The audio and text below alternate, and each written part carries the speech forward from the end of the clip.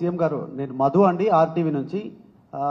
BJP నుంచి వస్తున్నటువంటి ఎక్కువ అలిగేషన్లో ప్రధానంగా ఈరోజు ప్రధాని కూడా మాట్లాడారు హైదరాబాద్లో మాట్లాడుతూ, కాంగ్రెస్ అధికారంలోకి వస్తే ఆర్టికల్ 370ని మళ్ళీ పునరుద్ధరిస్తుంది, తర్వాత యూసీసీని ఇంప్లిమెంట్ కాకుండా చేస్తుంది, తర్వాత ట్రిపుల్ తలాక్ని మళ్ళీ లాగూన్ చేస్తుంది. ఈ రకంగా ఉంది సిచ్యువేషన్ అంటుంది. మరొకటి దీనికి యాడ్ ఆన్ ఏంటంటే హైదరాబాద్ ఎంపీ అభ్యర్థి గురించి మాట్లాడారు. కాంగ్రెస్ ఎంపీ అభ్యర్థి గురించి అసదుద్దీన్ ఓవైసీని గెలిపించడానికి బలహీనమైనటువంటి అభ్యర్థిని కాంగ్రెస్ పార్టీ నిల్చోబెట్టింది అనేటువంటిది మాట్లాడు. ఈ రెండింటిపైన ప్లీజ్. మొదట ఎన్నికలకు వద్దాం.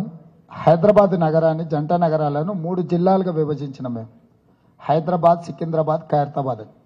ఖైరతాబాద్ జిల్లా అధ్యక్షునికి ఎమ్మెల్యే టికెట్ ఇచ్చినాం. సికింద్రాబాద్ జిల్లా పార్టీ అధ్యక్షునికి రాజ్యసభ ఇచ్చినాం. హైదరాబాద్ జిల్లా అధ్యక్షుడికి హైదరాబాద్ పార్లమెంట్ టికెట్ ఇచ్చినాం.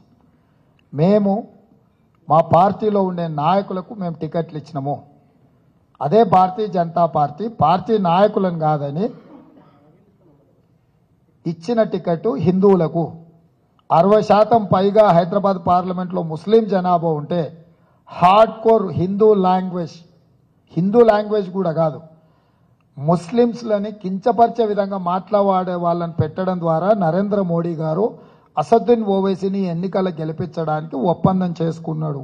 నరేంద్ర మోడీ గారు ఈరోజు అసదుద్దీన్ ఓవైసీ గారిని ముస్లింస్ ఓడించాలని అనుకున్నా ఆ ముస్లింస్ ఓటేయలేని పరిస్థితి నరేంద్ర మోడీ గారు కల్పించిండ్రు. అదే మాధవిలత ప్లేస్లో ఒక న్యూట్రల్, ఒక అందరినీ కలుపుకపోయే వ్యక్తిని ఈ ఎన్నికల బరిలో దించి ఉంటే ముస్లిం ఓట్లలో కొంత పర్సెంటేజ్ బీజేపీకి వస్తే మిగతా ఓట్లు కూడా యాడ్ అవుతాయి. అప్పుడు అసదుద్దీన్ ఓవైసీని ఓడించడానికి అవకాశం ఉండే. తీవ్రమైన వ్యతిరేకత ఉన్నది అసదుద్దీన్ ఓవైసీ మీద హైదరాబాద్ పార్లమెంట్లో. కానీ ఆ వ్యతిరేకత ఉన్నా సరే ఇటు పక్కన ఓటు వేయలేని పరిస్థితి కల్పించిందే నరేంద్ర మోడీ గారు. మీరు ముస్లిం ఓట్స్ని కంప్లీట్గా పోలరైజ్ చేసి అట్లాంటి లాంగ్వేజ్ వాడి వాళ్ళకు ఒకవేళ అసదును ఓడగొడదామన్న ఆలోచన ఉన్నా వాళ్ళకి విధి లేని పరిస్థితి కల్పించి అసదును గెలిపించడానికి నరేంద్ర మోడీ గారు వ్యవహరిస్తున్నారు. కాబట్టి ఇవన్నీ కూడా ప్రజల ముందలు ఉన్నాయి. నరేంద్ర మోడీ గారు మాట్లాడే భాషకు, భావానికి కాలం చెల్లిపోయింది.